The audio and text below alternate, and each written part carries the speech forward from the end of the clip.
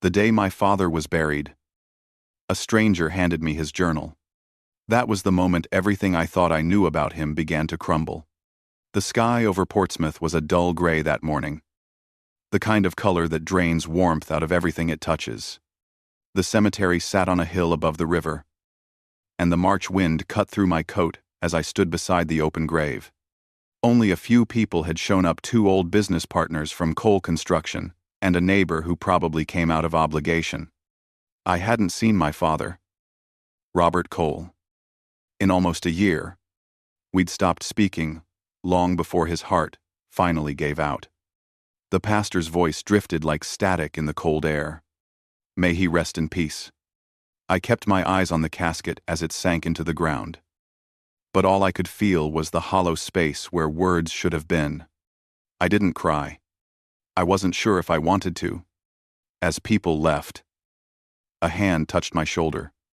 I turned and saw a man I didn't recognize. Mid-40s, maybe. Sharp eyes beneath a worn black cap. "Ethan Cole?" he asked. His voice was low, almost cautious. When I nodded, he reached into his coat and pulled out a small, leather-bound notebook, edges frayed and weathered.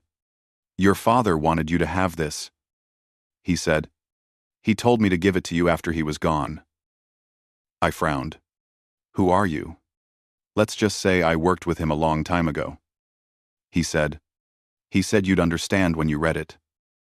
Before I could ask another question, he pressed the notebook into my hand and walked away, his boots crunching over the gravel until he disappeared among the cars. I looked down at the cover. No name. No label. Just scratches on old leather and the faint smell of dust and oil. Lara Bennett, my father's attorney. I approached me a moment later. She was the only familiar face there. "Ethan, are you all right?" she asked softly. I nodded, still staring at the notebook. "He didn't leave a will," she said. "But if that's what I think it is, maybe it'll explain some things." "Yeah," I said quietly. "Maybe." After the last handful of dirt hit the casket, I drove back into town. The road curved along the water, and I caught glimpses of the shipyard cranes through the mist. The truck heater rattled, the air thick with the smell of sawdust from my clothes. My workshop was only 10 minutes away, a small space that smelled like cedar and varnish. I sat at my workbench, the notebook in front of me, my hands still cold from the cemetery. For a long time, I didn't open it. My father and I hadn't spoken since 2015. When he tried to rope me into one of his business deals, he'd built coal construction from nothing, then watched it fall apart under an investigation for bribery and fraud. When the headlines hit, I quit the company and opened my own shop. He never forgave me for walking away. I never forgave him for what he did to Mom. The workshop creaked as the wind pushed against the windows. Finally, I flipped the notebook open. Inside, the handwriting was unmistakable bold. Angular strokes that slanted to the right. The first line stopped me cold. "If you're reading this, Ethan, it means I'm gone. And it's time you knew the truth." I read the next few lines slowly. He wrote about regret, about a mistake made in 2012 that cost more than I could bear. I froze. Liaotianling Yishirar. The year Mom died on Route 16. Driving home from the lake house, the police said it was a simple accident. My father barely spoke about it afterward. Just paid for the funeral and went back to work like nothing had happened. I closed the notebook. My pulse was pounding. The shop suddenly felt too small, too quiet. I took a breath and reached for my phone. Without thinking, I dialed Laura's number. She answered on the second ring. "Ethan, I got something," I said. "From the funeral. A man gave it to me. It's a journal. My father's handwriting." "What's in it?" "I'm not sure yet. But he mentioned the year Mom died. He said he made a mistake. There was a pause. You should bring it in, she said. If it contains anything connected to the investigation, it could matter. Just be careful with it. Your father's name still carries weight, even if most of it's bad. Who was the man who gave it to me? I asked. Said he used to work with Dad. I don't know. I'll check our old records. Some of his project managers still live around here. When we hung up, I leaned back and stared at the ceiling. The smell of wood and oil filled the air. Part of me wanted to throw the journal in the fire and forget it ever existed. But another part, the one that still saw Mom's smile every time I closed my eyes, needed to know what he'd done. I picked the notebook up again, running my thumb along the cracked spine. The last page had a faint coffee stain, like he'd written it during one of his late nights at the office. I could almost see him sitting there, hands trembling, writing whatever he couldn't say out loud. Outside, the rain started. I turned off the lights, locked the door, and sat in my truck, the notebook resting on the seat beside me. The stranger's words echoed in my head. He said you'd understand when you read it. I wasn't sure I wanted to understand, but I knew I would keep reading. The headlights cut through the fog as I pulled onto the road, the cemetery fading behind me. Somewhere in that notebook was the reason my family had fallen apart. Somewhere in those pages was the truth I'd been running from for 13 years. And I wasn't ready for what I was about to find. That night, the rain didn't stop. It hit the windows of my apartment in steady waves. The kind of sound that keeps you awake, even when you're too tired to think. The journal sat on the table next to a half-empty bottle of beer. I had told myself to wait, to look at it with a clear head in the morning. But curiosity had a way of chewing through reason. I turned on the lamp, the yellow light spreading across the pages. The ink had bled a little with age. My father's handwriting was tight, controlled, like he had been trying to hold something back, even while confessing it. I started to read. He wrote about the company first, the contracts, the inspectors, the deals that weren't clean but kept the money flowing.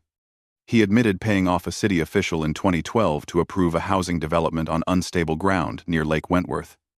That was the same year Mom died. He mentioned an argument at the lake house. She wanted to tell the board everything. I told her she'd destroy the family. I never thought she'd get in the car. My stomach twisted. I read the line again. Slower. I never thought she'd get in the car. I pushed the notebook away and stood up, pacing the kitchen. The hum of the fridge was the only sound.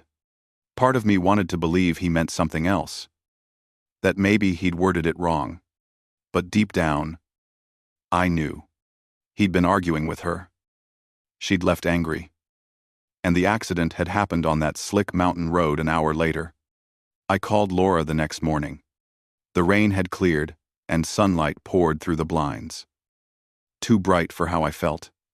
She picked up on the second ring. Laura. I finished reading part of it. You were right. There's something in here. What kind of something? He admits bribing city officials and he mentions Mom. Says he argued with her before the crash. Says he didn't think she'd get in the car. There was a pause long enough for me to hear her breath over the line. That's serious. Ethan. You should bring it in. If it's handwritten, we can verify it. I'll stop by this afternoon. After hanging up, I poured another cup of coffee and looked out the window at the shipyard cranes moving against the sky. The world went on like nothing had happened. Just like it had after Mom died. I drove to Laura's office around noon.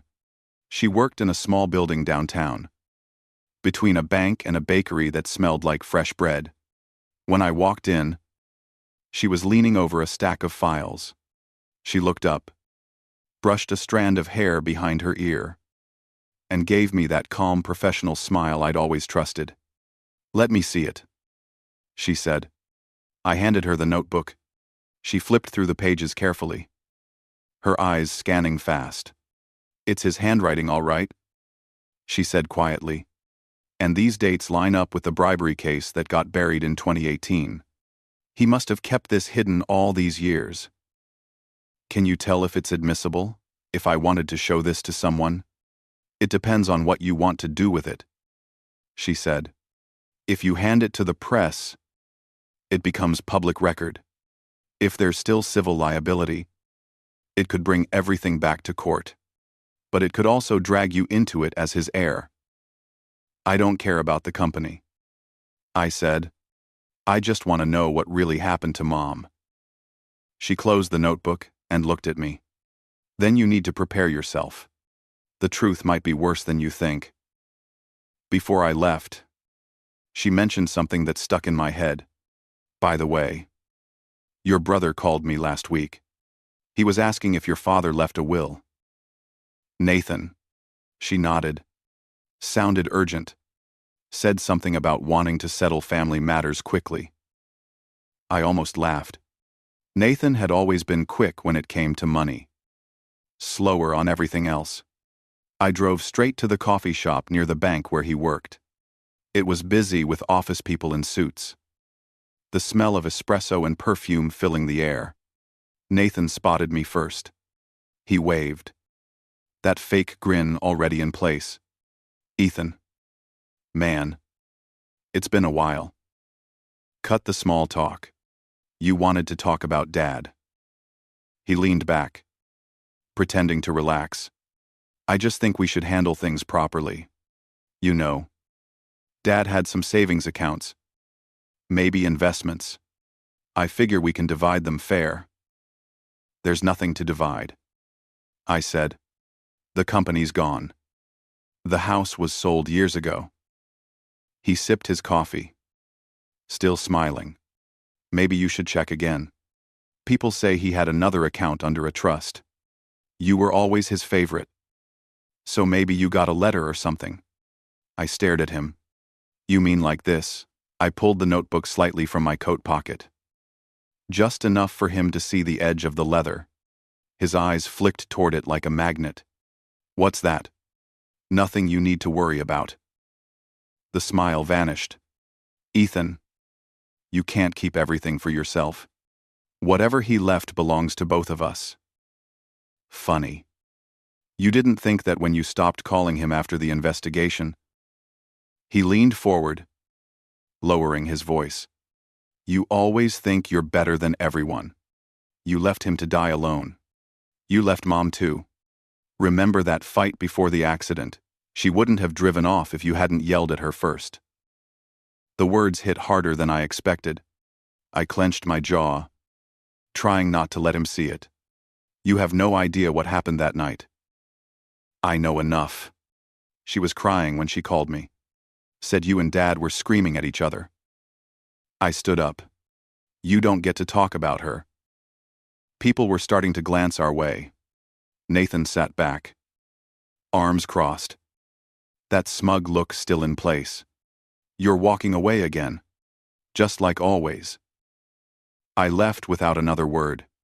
Outside, the cold air hit like a slap. I walked to my truck and sat there until my hands stopped shaking. Nathan's words dug in deep. Maybe he was right about one thing. I had argued with Mom that night. Begged her not to take the car. But she left anyway. For years, I blamed myself. Now it seemed like Dad had given her a reason to leave. That night I couldn't sleep. The notebook sat open on the table again. I read the next few pages. My father had written about a woman named Elle. Someone who helped cover up the incident. He wrote, "She took care of everything after the crash. Without her, I'd be in prison." I didn't know who Elle was. Maybe a lawyer. Maybe someone from the city offices. But one line near the bottom made me stop breathing. Elle warned me the boy might find out one day. I told her he'd never dig that deep. The boy. He meant me. I closed the notebook and stared at the wall. My reflection in the window looked older, harder. Whatever my father had done, he thought I'd never go looking for it. But he was wrong. The next morning, I got another email. No subject line. No sender name. I recognized. Just a single attachment, an old photograph. My father on a beach. His arm around a woman I'd never seen. Written across the bottom in faded ink were 3 words that made my chest tighten. She knew everything. The photo was old. Maybe 20 years. The corners were faded. The colors washed into that strange yellow that comes with time. My father looked younger. Sunburned. A smile I hadn't seen in real life for years. The woman beside him had long brown hair and a calm face that didn't fit with the chaos I remembered from his world. The words at the bottom, written in blue ink, blurred slightly where the paper had creased. She knew everything. I turned the photo over. But there was nothing else. No date. No note. I felt my pulse climb. That same pressure in the chest I used to get before Mom's arguments with Dad. I forwarded the picture to Laura and called her right away. She picked up sounding half asleep. It was barely 7 in the morning. Ethan. What happened? I got another message. No name. Just a photo of my dad and some woman. Looks like early 2000s maybe. There's a line written on it. Says she knew everything. Send it to me, she said. Voice instantly alert. I'll trace the email header. Don't delete it. While she worked, I sat at the table staring at the photo again. The sunlight came through the blinds, cutting lines across her face in the picture. She looked familiar in a way that bothered me. Maybe I'd seen her once when I was a kid, at one of those company barbecues or charity events. My father always had people around. Partners, city officials, women who laughed at his jokes. I'd been too young to understand what kind of man he really was. My phone buzzed 20 minutes later. Lara again. I traced it to a public Wi-Fi near the marina. She said, could be anyone. But that's close to your father's old storage unit. Right. Yeah. The one he kept locked after the company went under. Maybe check it out. Carefully. I hesitated. You're telling me to break into my dad's old storage. She sighed. Technically, as his heir, you have rights to it. But if someone else sent that photo, maybe they've been there too. I grabbed my keys. The marina was 10 minutes from my shop. A stretch of cracked asphalt lined with chain-link fences and boats propped on wooden braces. The storage units were behind a row of rusted shipping containers. My father's number was 12B. The lock was still there. Same one I remembered from when I was a teenager helping him move tools. I dug through my glove box until I found the spare key Mom once made just in case. It fit perfectly. The smell hit me first when the door rolled up. Dust. Oil. Something faintly chemical. Inside were shelves stacked with old files. Boxes marked Coal Construction. 2000. And 11/2014. And a metal filing cabinet against the back wall. Everything was coated in a thin film of grime. I stepped inside. The light from the doorway catching a metal plaque that used to hang in his office, Robert Cole. Building America, one home at a time. I found a photo frame on a shelf. It was the same woman from the picture, standing beside him at a ribbon cutting. Behind them, a sign read, Lakeside Development Project. The same project he mentioned in the journal. The one near Lake Wentworth. The date on the back was June 2012. My hands trembled. That was 2 months before Mom died. A sound behind me made me freeze. Footsteps on gravel. I turned toward the door. But no one was there. The wind rattled the metal siding. I took the picture and a few folders from the cabinet, locked the door, and drove back fast, checking my rearview mirror more times than necessary. At the shop, I spread the folders on the workbench. Permits. Invoices. Construction site reports. All official on the surface. But one document stood out. A payment receipt from the city treasury. Dated July 5. Launtenling Ishrar. To a consultant named L. Turner. The signature underneath matched one on several company memos I'd seen before. L. Turner. The same initial from the journal entry. I felt my stomach drop. Turner. I called Laura again. You won't believe this. I said. The woman in the photo? Her name's L. Turner. My dad paid her through the company. The receipt matches the date of Mom's accident. There was a long silence. Ethan. Are you saying your father was involved with her? Looks that way. She might be the same person who helped him cover up what happened. Do you have any idea where she is now? No. But I know someone who might. I hung up and called Nathan. He didn't answer the first time. I tried again. And this time he picked up. His voice already irritated. What do you want? Did you ever meet someone named Turner when you worked with Dad L? Turner. He paused just long enough for me to hear him think. Yeah. Maybe. She was his project manager on the lake development. Left right after the scandal hit. Why? She was with him before Mom died. Look. I don't know what you're digging into. But you should stop. It's not going to change anything. It changes everything.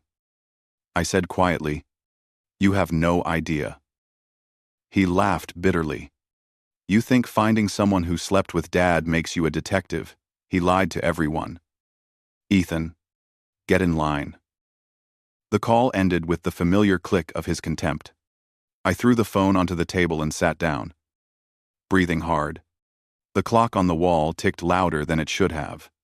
By evening, I decided to drive to Lake Wentworth. The sun was setting. The trees along the road bare and gray. I hadn't been there since the funeral. The lake house was sold years ago. But the road still remembered the curve where Mom's car had skidded off into the guardrail. I parked on the shoulder and stepped out. The air smelled of pine and cold water. The crash site had a new guardrail now. Fresh metal where the old one had been cut. I walked closer. Crouched near the dirt where weeds pushed through the gravel. The memory hit like a punch. The flashing lights. The paramedics. The sound of Dad yelling that she must have been drunk. But she hadn't been. She didn't drink. I noticed something half buried near the edge of the road. A piece of rusted metal. Maybe part of a car emblem. I brushed the dirt off and saw the faded imprint of the Cole Construction logo. My breath caught. It wasn't from Mom's car. It was from one of the company trucks. My phone buzzed again. Unknown number. I hesitated. Then answered. A man's voice came through. Rough. Older. You shouldn't be there. Ethan. Who is this? You don't know me. But I worked for your father. You're looking in the wrong place. What does that mean? Your mother's accident wasn't an accident. And the one who knows the whole story isn't dead. The line went dead before I could reply.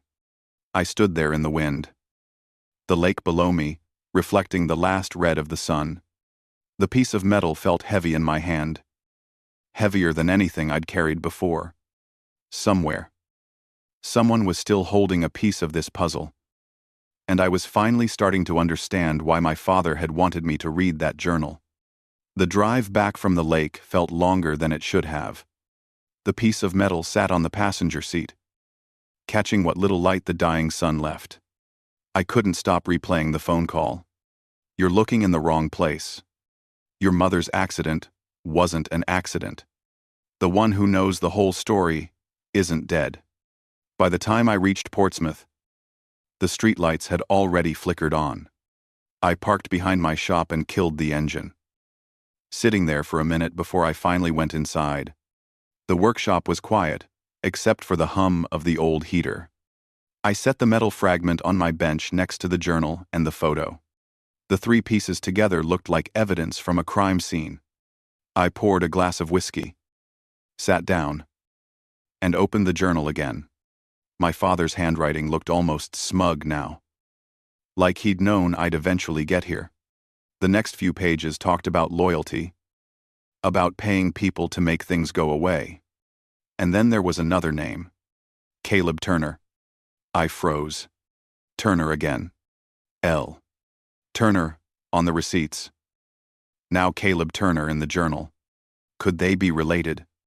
I didn't sleep that night. At dawn, I called Laura and told her what I'd found. She told me to meet her at her office right away. When I arrived, she was already at her desk, reading something on her computer. I ran a background check. She said, Caleb Turner used to work for Cole Construction as a field supervisor. Hired in 2010. Resigned in 2013. No record after that. Guess where he lived? Lake Wentworth. I said. She nodded. There's more. He filed a complaint with the State Safety Board in 2012 about an equipment malfunction on that same project. The file disappeared before it reached review. Dad buried it. I said quietly. Most likely. But Turner didn't vanish. He lives out by the old industrial park now.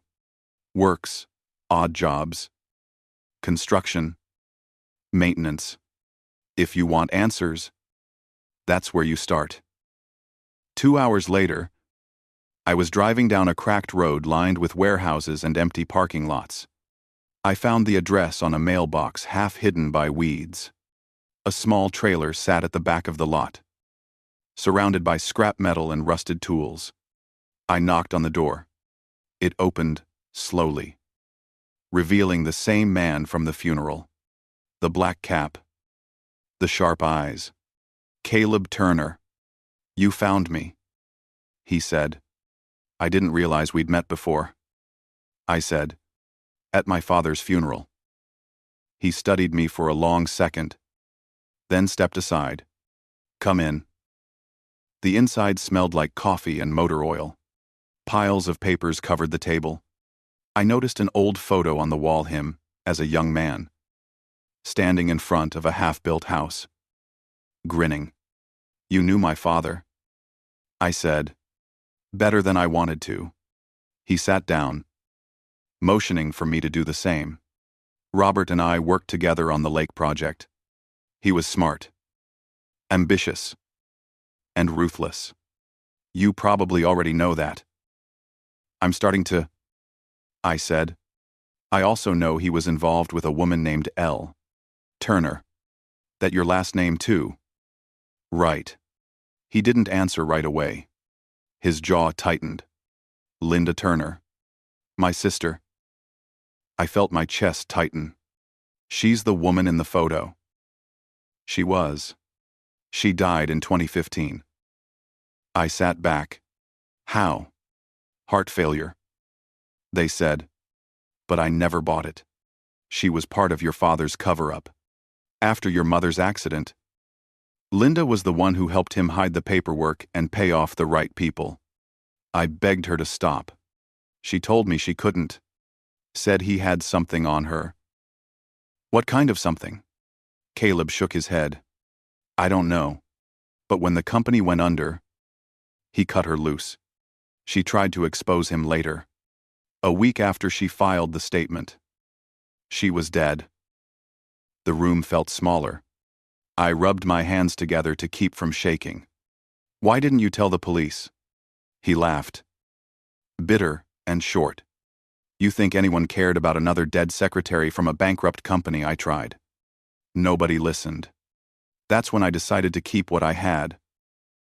He opened a drawer and pulled out a small flash drive, setting it on the table between us. This has copies of your father's old files. Emails. Ledgers. Transfer receipts. Everything I could save before the shutdown. It's proof he paid off city officials and suppressed safety violations. It might even show what happened the night your mother died. I stared at it, my pulse pounding. Why give this to me now? Because he wanted me to. Caleb said quietly.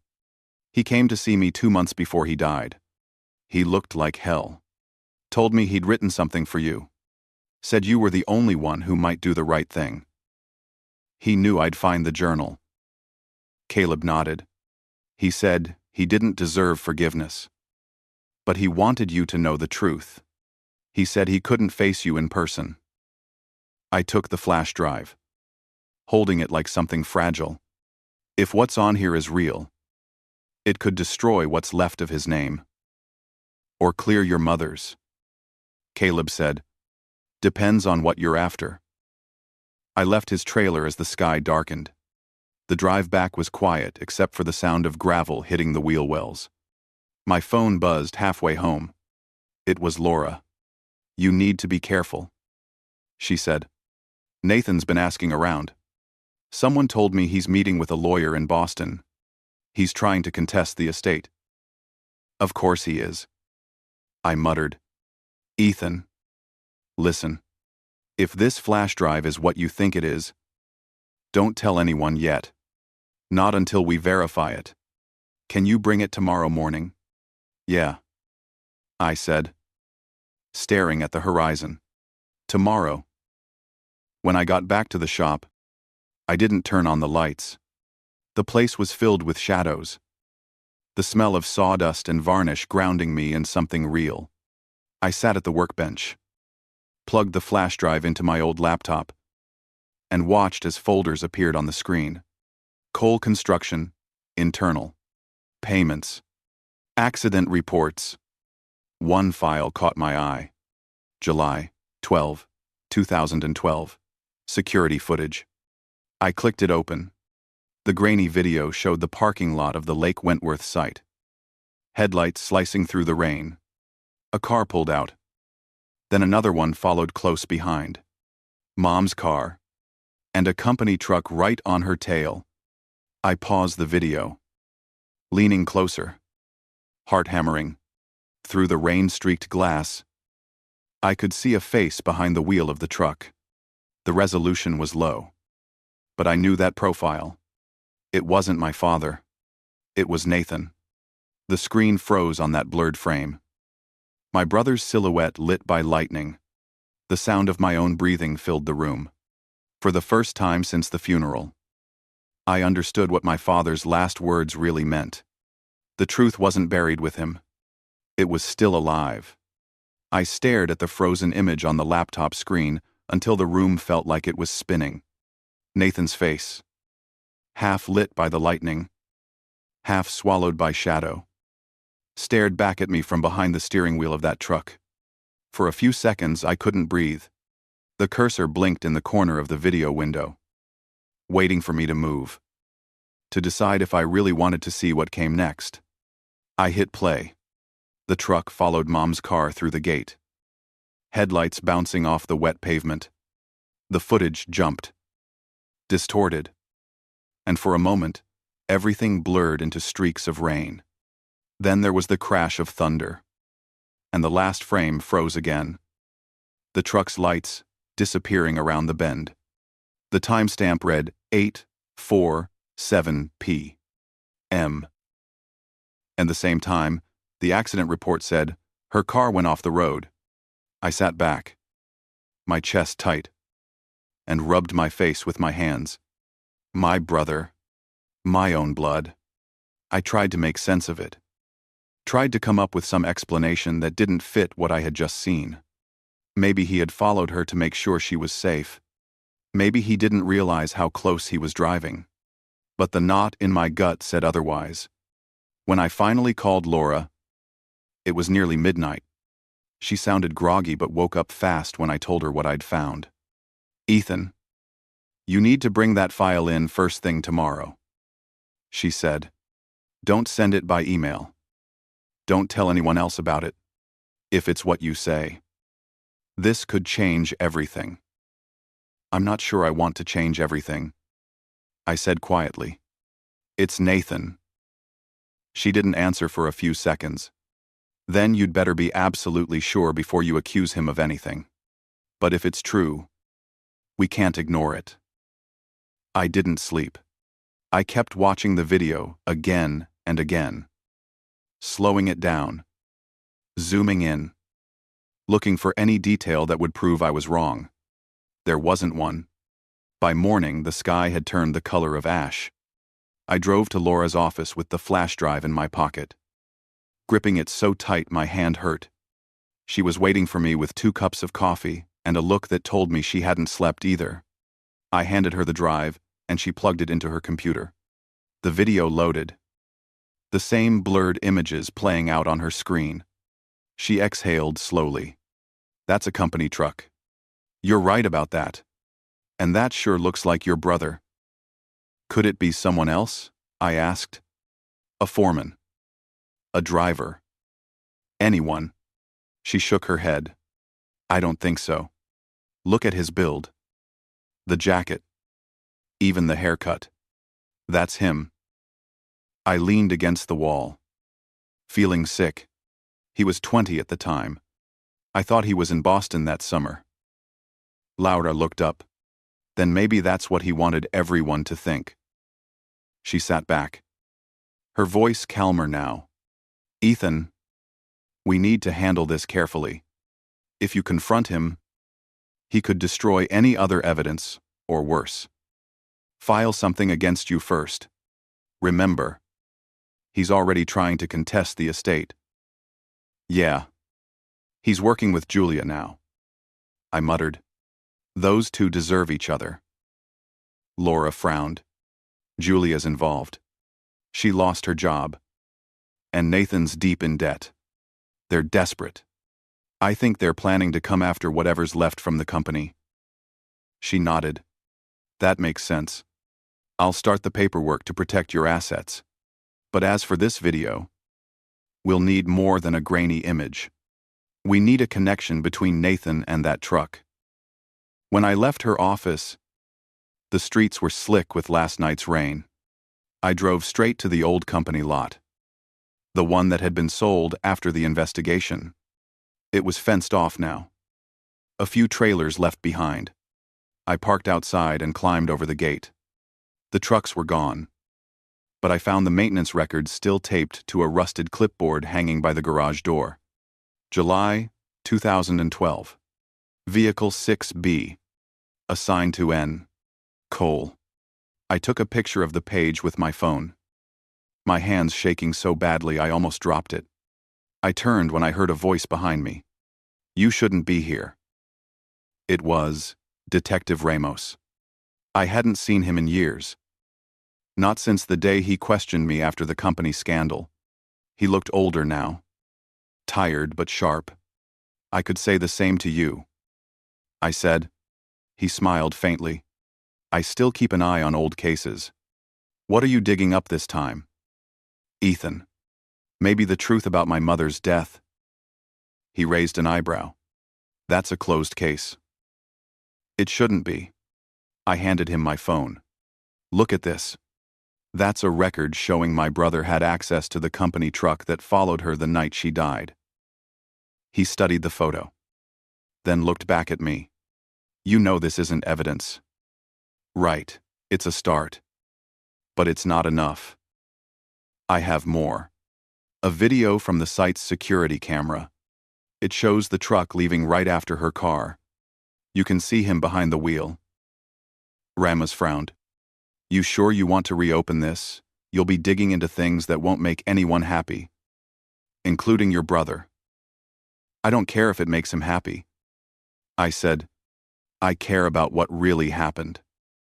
He nodded slowly. All right. Send me a copy. I'll take a look. As I walked back to my truck, my phone buzzed again. A text from an unknown number. Stop digging or you'll regret it. I froze. The timing was too perfect. Someone knew I'd been at the lot. I scanned the empty road. The warehouses. But there was no one in sight. When I got home that night, I locked every door and window. The journal was still on the table. Open to the last page, my father wrote. I read it again. Some sins pass down like blood.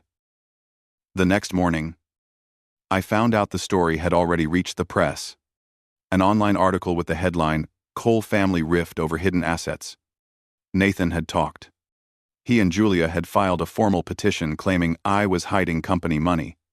The article painted me as the greedy son exploiting my father's legacy. I called him immediately. He answered on the first ring. "Nice story you sold them," I said. He chuckled. "Public deserves the truth. Big brother. You always liked playing the hero. Let's see how that feels when they think you're the thief."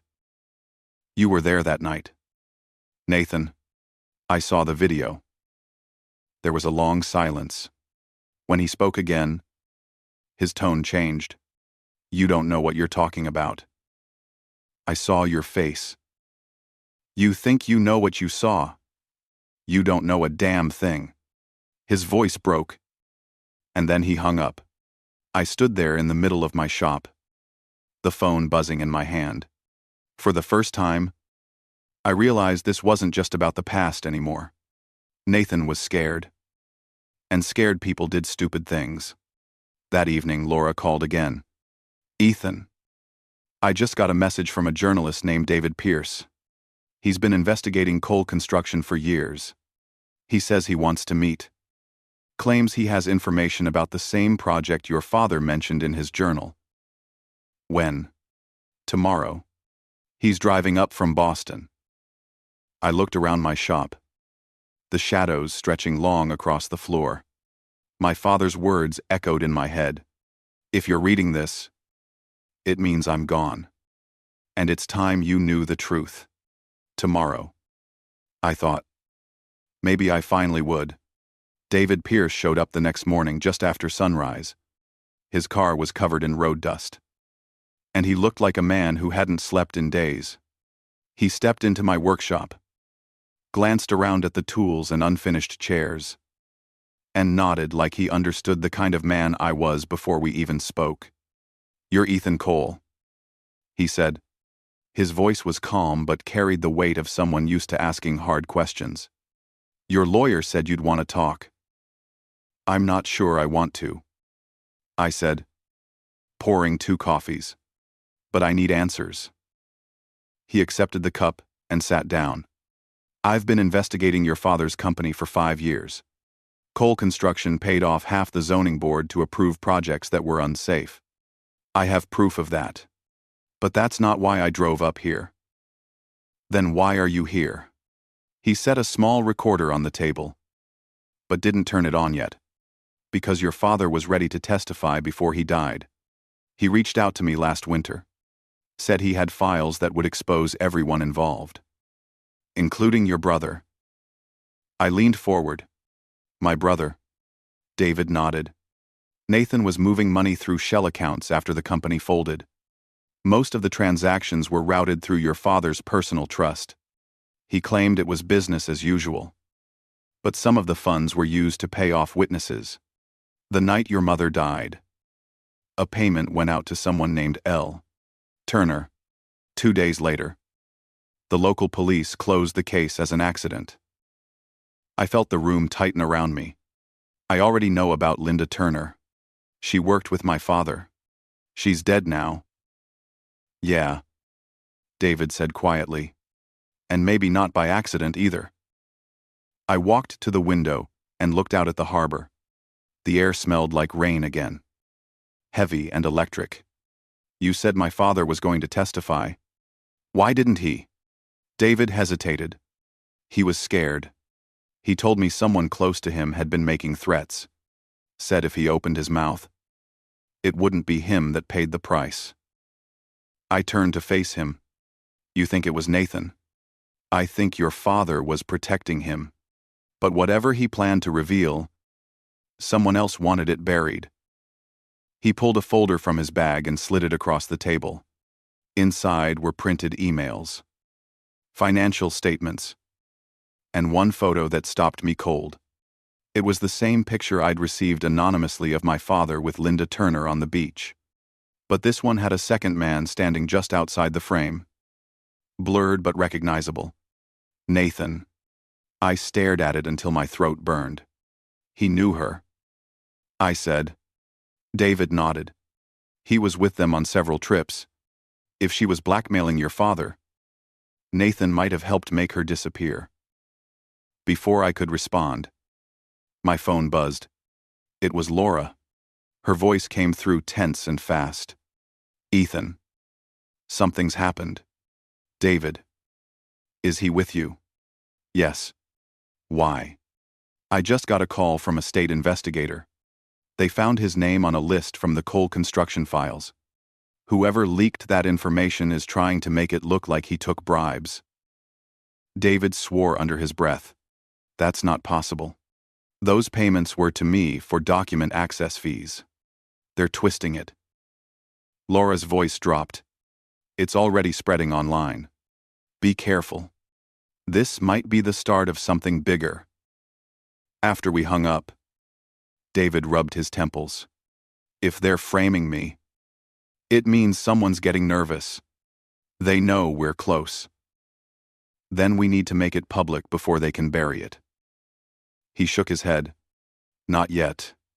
We need more than suspicion. He looked at me. Eyes, hard.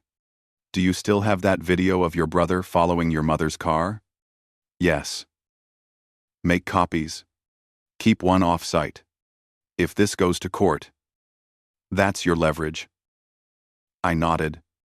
But before we could talk further, a car pulled up outside. The tires crunched on the gravel. Then stopped. I peeked through the blinds. It was Nathan. He climbed out, wearing a dark coat, eyes hidden behind sunglasses.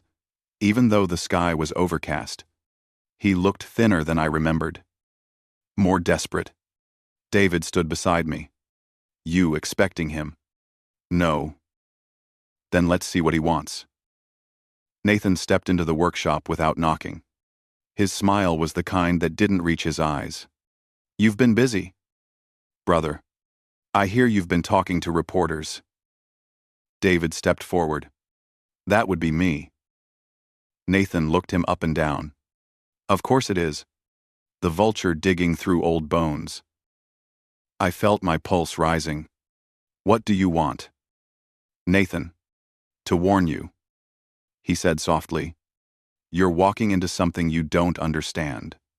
Dad's mess was one thing, but what you're doing now could ruin us both. You mean it could ruin you? He turned sharply toward me. You think you know the truth. You don't. You think that video means something. You weren't there that night.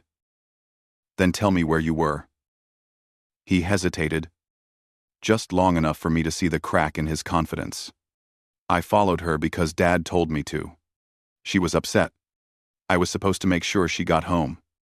But she kept speeding up. And when she went off the road, I couldn't stop it. Then why hide it? Because Dad told me if I said anything, he'd destroy me. He said she'd been drinking, that she was unstable. I was a kid. Ethan. I believed him. David spoke up quietly. You had the chance to tell the truth later. Why didn't you? Nathan looked at him with pure contempt. You wouldn't understand. Family's not that simple. He turned back to me. You should drop this. For both our sakes. Before I could answer, he walked out. The door slammed behind him, the sound echoing through the shop. David said. He's lying about something. But he's also scared. Which means he knows who really pulled the strings. I sat down, feeling the exhaustion hit me all at once. What happens now? He gathered his papers. Now we make it official. Tomorrow I'm meeting with a contact at the Attorney General's office. If I don't call you by noon, assume something's gone wrong. I didn't like the sound of that. But I didn't argue. When he left, the silence settled thick around me again. The next morning, I woke to the sound of sirens in the distance. I made coffee, sat at the workbench, waiting for David's call. Noon passed. Then 1 o'clock. At 2:15, Laura called instead. Her voice was trembling. Ethan. It's David. He's dead. Car accident on I-95. They said he must have fallen asleep at the wheel. I couldn't speak. She kept talking, words tumbling out fast. The files he had with him, they're gone. His laptop, recorder, everything. The police are calling it an accident. But I don't believe it. Neither did I. I looked around my workshop at the empty coffee cup. The pile of documents. The journal that had started it all. Outside. Rain began to fall again. Steady and cold. Somewhere. Someone had just cleaned up another loose end. The night after David's death.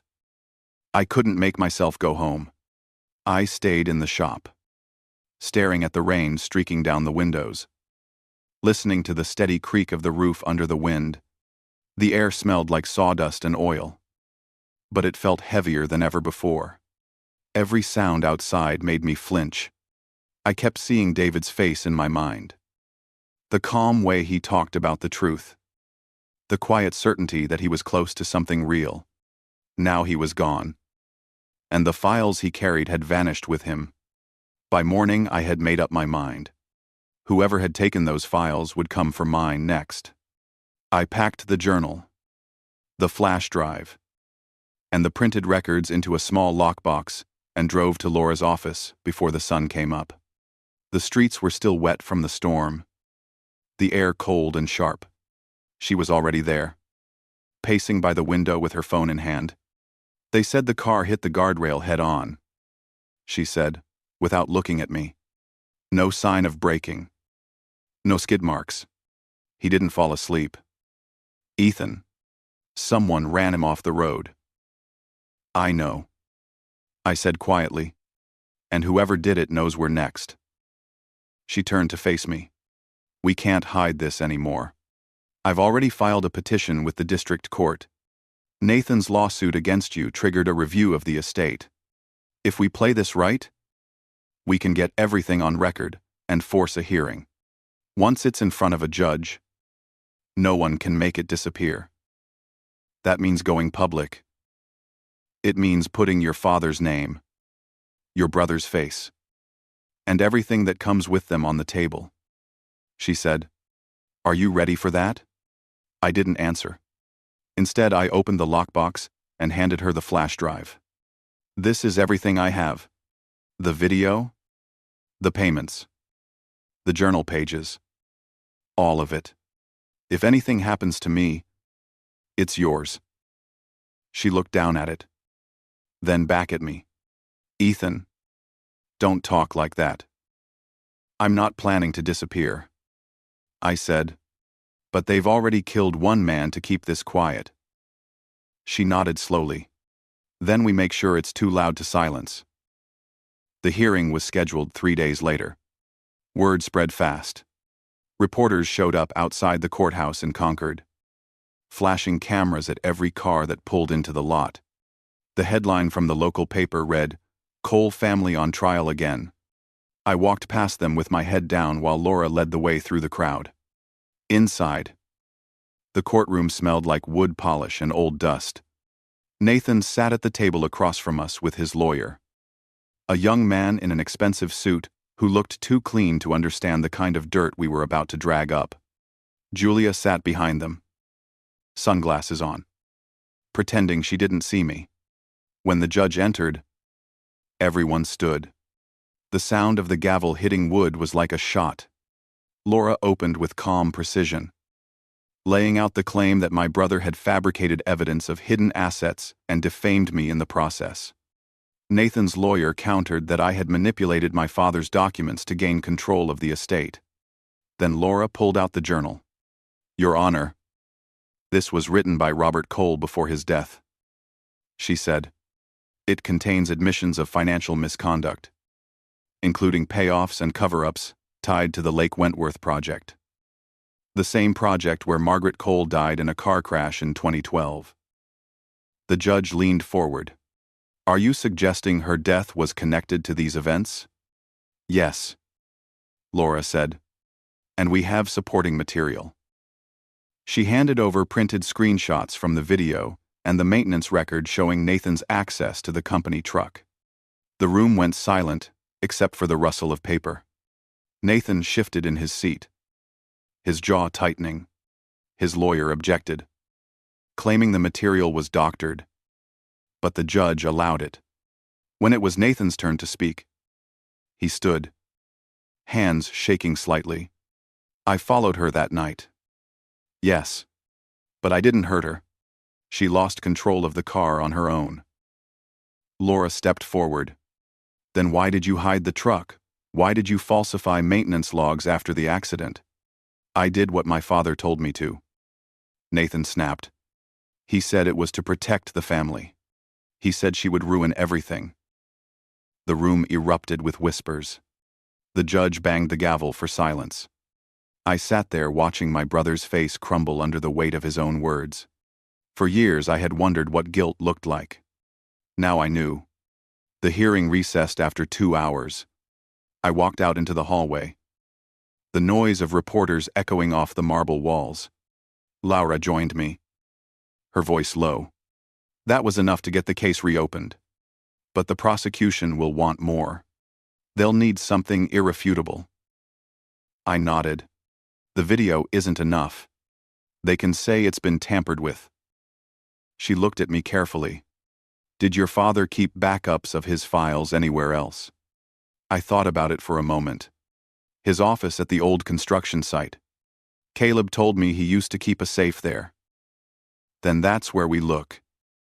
That night, I drove to the abandoned coal construction headquarters on the edge of town. The building was boarded up, but the lock on the back door had already been broken. Inside, the air was cold and smelled of mildew. I moved through the dark hallways with a flashlight, the beam catching pieces of torn wallpaper and forgotten furniture.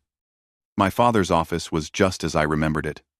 A large oak desk, an empty liquor bottle, the plaque with his name still nailed to the wall. Behind the desk, the floorboards looked uneven. I knelt down and pried one loose. Beneath it was a small safe, the same model Caleb had described. I guessed the combination before I even touched the dial. My father's birth year. The lock clicked open on the third try. Inside was a USB drive and a folded note. My hands shook as I opened the note. The handwriting was his. Ethan, if you've come this far, it means I failed to protect you from the truth. What happened to your mother was my fault. I told Nathan to follow her. I told him to stop her from going to the police. I never meant for it to go this far. If you want redemption, use this. Let her name be cleared. I took the USB drive and left without looking back. The parking lot outside was empty. The night quiet, except for the hum of crickets. I called Laura as soon as I got in the truck. I found something. I said, a recording. His confession. She was silent for a long moment. Then it's over. Ethan, bring it in tomorrow. We'll show it to the court. But it wasn't over yet. When I pulled into my driveway, I noticed the door to my workshop standing open. The light inside was on. I stepped out slowly, my pulse racing. The place was empty except for the smell of cigarette smoke. On the workbench, a single sheet of paper lay under the lamp. Stop digging, or the next accident won't be an accident. No signature. No footprints. Just silence. I stood there staring at the note, the USB still in my pocket, and knew that whatever came next would decide everything. I picked up the note and read it twice, the words burning into my mind. My hands were still shaking when I locked the door behind me. The workshop felt smaller, the air tighter. I sat down on the edge of the workbench and tried to steady my breathing. Whoever had been inside hadn't just wanted to scare me. They had been close enough to take what they wanted. But they hadn't touched the USB. That meant they wanted me to know they could. I spent the rest of the night at the shop, sitting in the dark with a hammer in one hand and the drive in the other. Every creak of the wood made my pulse jump. By the time the sun started to rise, I'd made up my mind. I wasn't going to run. Not anymore. At 9 o'clock, I walked into the courthouse with Laura beside me. She looked pale but determined. The USB was in her bag, wrapped in a small envelope. The judge had already called for a follow-up hearing. Moved up because of the mounting attention from the press. Nathan and his lawyer were there again. Their faces tense. The air inside the courtroom felt electric. Reporters lined the back row. Laura stood and handed the envelope to the clerk. "Your Honor, this contains a recording discovered in Robert Cole's private office. It directly addresses the events of July 12, 2012. The judge looked skeptical. "A recording?" "Yes," she said. "A confession." The bailiff plugged the USB into a computer connected to the projector. For a few seconds, there was only static. Then my father's voice filled the room. He sounded tired, older than I remembered. His breath uneven. He said he had ordered Nathan to follow Mom that night. He said she had discovered his bribes, threatened to turn him in. And he couldn't risk losing everything. He admitted lying to the police, paying off officials, and letting Nathan carry the blame quietly. His last words were almost a whisper. "I never meant for her to die. But the truth is, I killed her long before that night." The room was silent. Every sound seemed to vanish except the low hum of the speakers. I could hear my own heartbeat pounding in my ears.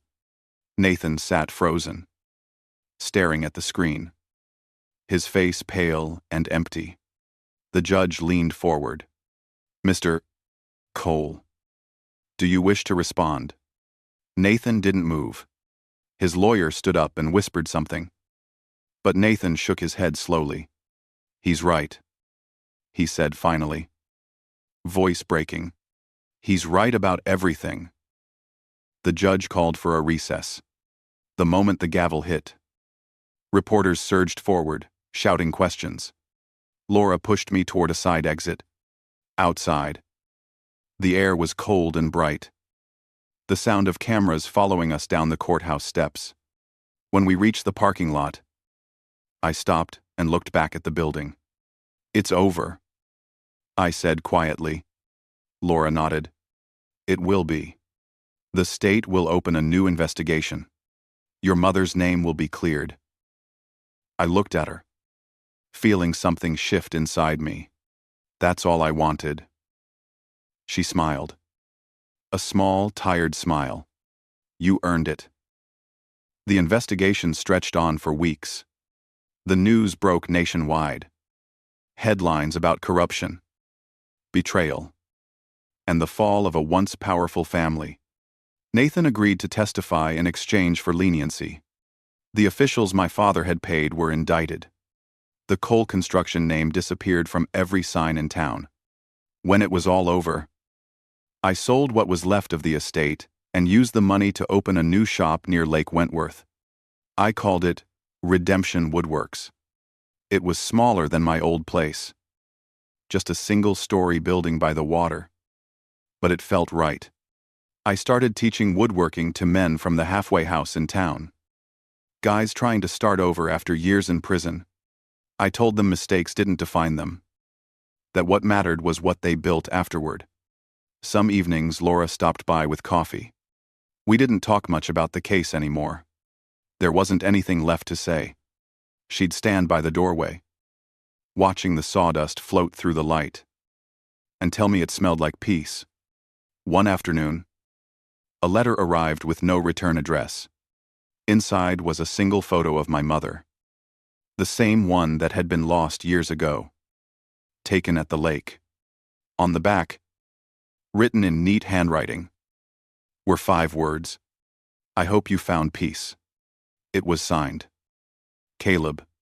I stared at it for a long time, then hung it on the wall of the shop next to a framed piece of cedar I had carved with a single line.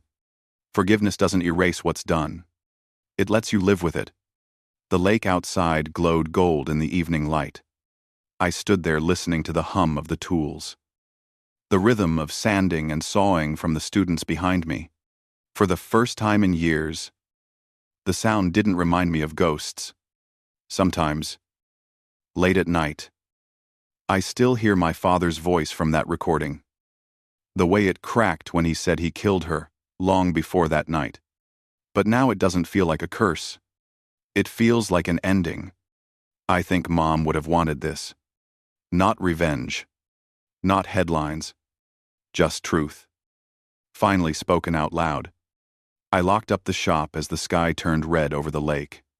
The air smelled like pine and wet wood. I took one last look at the photo on the wall before turning off the lights. If you've stayed with me this long, maybe you understand what it means to carry a truth too heavy to hold. Maybe you've felt it too. Some secrets rot in silence. Others can finally breathe when they're spoken. If you were me, would you have dug up the past or let it stay buried? Tell me what you'd do.